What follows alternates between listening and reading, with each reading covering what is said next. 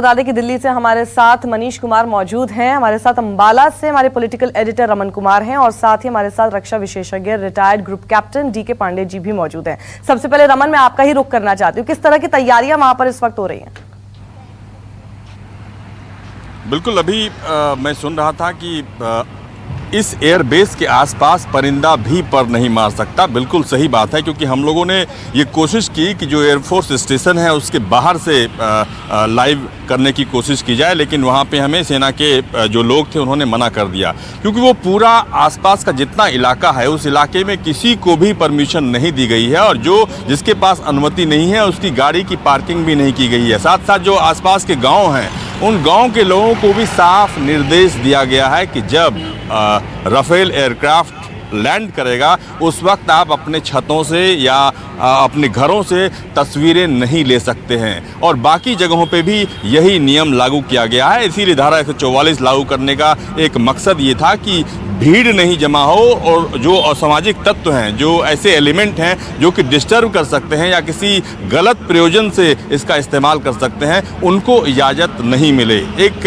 सवाल मैं सुन रहा था कि अंबाला का ही चुनाव क्यों किया गया। राफेल का जो 5 एयरक्राफ्ट अभी आ रहा है वो अंबाला का अपना सामरिक महत्व है साक्षी, और अंबाला के बारे में कहा जाता है कि यहीं पे ब्रह्मोस मिसाइल भी तैनात है, और साथ ही साथ जो वायुसेना की MiG-21 बाइसन और जगुआर फाइटर जेट्स है वो भी यहीं पे तैनात है। और इसके लिए जो राफेल की तैनाती हो रही है उसकी तैयारी को देखते हुए जो कंपनी है दसा, उस कंपनी ने यहाँ पे करीब 200 करोड़ से ज़्यादा का खर्च किया है, और किस तरीके से यहाँ पे मिलिट्री बेस तैयार किया गया है, ग्राउंड स्टाफ को ट्रेनिंग दी गई है, यानी कि 5 राफेल के रखरखाव के लिए खास इंतज़ाम यहाँ पे किया गया है। क्योंकि जिस तरीके से ये फ्रांस से चला है और बीच में 7000 किलोमीटर की दूरी तय करके भारत आ रहा है, तो इसे भारत के हिसाब से बनाया गया है और उसे किस तरीके से रखा जा सके इसकी भी पूरे इंतजाम किए गए हैं।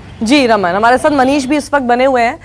मनीष, आखिर कितने बजे उड़ान होनी है यूएई से, कितने बजे तक यहाँ पर पहुंचेंगे विमान?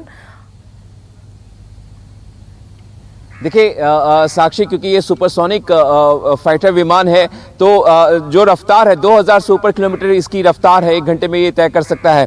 तो हम उम्मीद कर रहे हैं कि 1.5 घंटे से 2 घंटे का वक्त लगेगा। मौसम भी एक बहुत बड़ा फैक्टर है, लेकिन जो वायुसेना के सूत्र हमें बता रहे हैं साक्षी की 1 बजे से लेके 3 बजे के बीच में ये निर्धारित है कि इसकी लैंडिंग अंबाला एयरबेस पर होगी।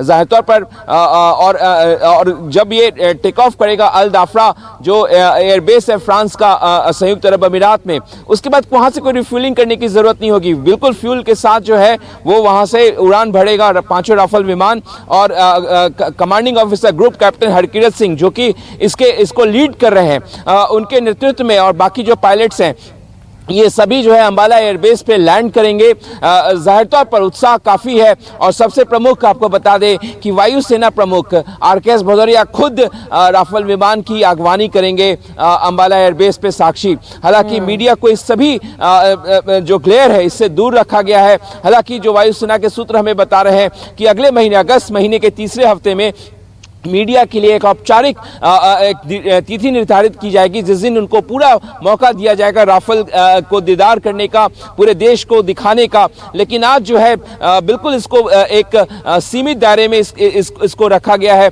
वहाँ पे किसी की, जैसे कि रमन जी बता रहे हैं कि किसी को वहाँ पे जाने की इजाज़त नहीं है, 144 लगाया गया है। लेकिन वायुसेना को आज इंतज़ार है, उसके लिए एक बहुत बड़ा दिन है। 2 दशक के बाद कोई बड़ा लड़ाकू विमान जो है, नया लड़ाकू विमान उसके बेड़े में शामिल होने जा रहा है साक्षी। तो आज का दिन वायुसेना के लिए बहुत ही ऐतिहासिक है। बिल्कुल, और retired group captain D K Pandey ji भी हमारे साथ मौजूद हैं। डीके पांडे जी, बिल्कुल जैसा कि मनीष ने कहा कि बहुत ही बड़ा दिन है वायुसेना के लिए, देश के लिए। लेकिन एक चीज जैसे मैं आपसे समझना चाहती हूँ, जैसे मनीष ने कहा कि 2000 किलोमीटर पर आवर की स्पीड है और हम उसी के आधार पर हम लोग कैलकुलेट कर लेते हैं, पर क्या ये अपनी, वो तो मैक्सिमम स्पीड है ना, वो मैक्सिमम स्पीड पर तो वो नहीं चलेगा। जिस तरह से हमारी गाड़ी होती है उसकी मैक्सिमम स्पीड हमारे पास होती है 240 किलोमीटर पर आवर, पर हम नहीं चलाते उस पर। तो उसके आधार पर आपको क्या लगता है कि कितना समय लग सकता है आने में? महत्वपूर्ण बात यह है कि फ्रांस से और अम्बाला की दूरी जो है लगभग 7,000 किलोमीटर के पास है और निश्चित रूप से इसकी गति सुपरसोनिक हो सकती है।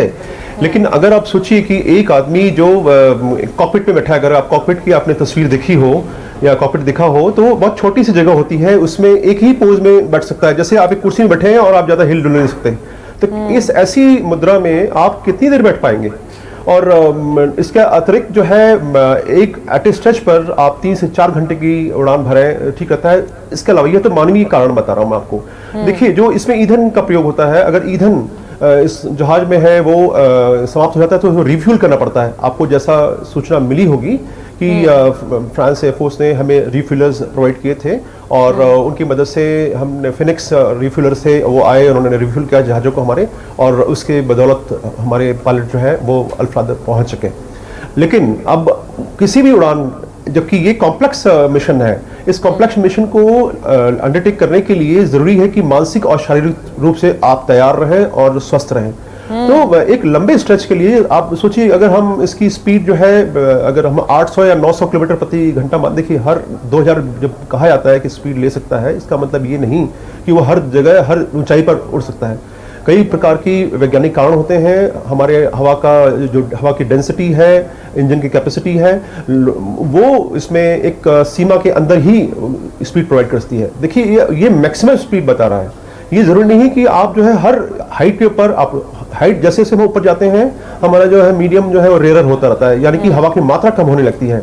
और किसी भी इंजन के लिए जरूरी है कि ईंधन के साथ पर्याप्त हवा की मात्रा भी हो। जब हवा की मात्रा कम होगी तो निश्चित रूप से जो इंजन की क्षमता है वो भी सीमित होगी और एक सीमा में ही हम जहाज को उड़ा पाएंगे। इसलिए बहुधा ये देखा गया है कि 8 से 9 किलोमीटर की ऊंचाई पर ही जहाज उड़ाए जाते हैं, ताकि उस समय इंजन की जो परफॉर्मेंस होती है वो काफ़ी अच्छी होती है और उसमें तेल बचता भी है। तो एक इन सब परिस्थितियों में एक एट ए स्ट्रेच उड़ना निश्चित रूप से ये सही नहीं है। और रिफ्यूल करने के बाद भी जो है इतना लंबा स्ट्रेच उन्होंने लिया, निश्चित रूप से ये उनके शारीरिक और मानसिक सुदृढ़ होने का एक परिचायक है। बिल्कुल। रमन भी हमारे साथ बने हुए। रमन, जिस तरह के वहां पर रिस्ट्रिक्शंस इस वक्त लगाई गई हैं, लोग उसको फॉलो कर रहे हैं कि नहीं? लोगों के अंदर ये बात की समझ है कि नहीं कि हाँ भाई आपको नहीं निकलना है, छतों पर नहीं जाना है तो नहीं जाना है, पतंग नहीं उड़ानी तो नहीं उड़ानी है? ये चीज कितनी ज्यादा फॉलो वहां के लोग कर रहे हैं?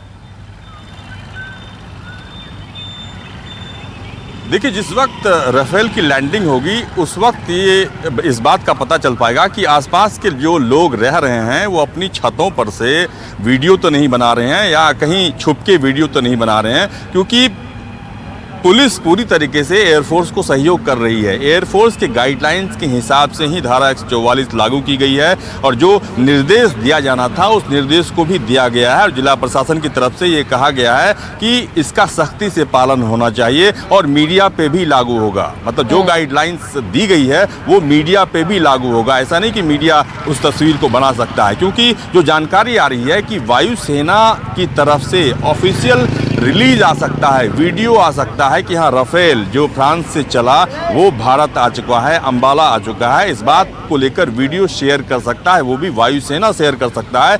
इंडियन मीडिया इसकी तस्वीर को जब लैंडिंग राफेल करेगा उसकी तस्वीर को ना तो लाइव दे सकता है ना उसे ऑफिस में भेज सकता है टेलीकास्ट करने के लिए। यानी कि इन सभी बातों का ध्यान रखा गया है, क्योंकि भारत के लिए एक बड़ा अचीवमेंट है, क्योंकि यहाँ के लोगों के मन में भी लगातार एक कौतूहल है कि जो देश विदेश में इसकी चर्चा हो रही है, राफेल की चर्चा हो रही है। 2019 के लोकसभा चुनाव में भी इसकी काफ़ी चर्चा हुई थी। वो राफेल हमारे अम्बाला शहर में आ रहा है और इसको लेकर आज शाम में यहाँ के विधायकों ने कहा है कि जो यहाँ के लोग हैं वो मोमबत्तियाँ जलाएं 7 से 7:30 के बीच में स्वागत करने के लिए।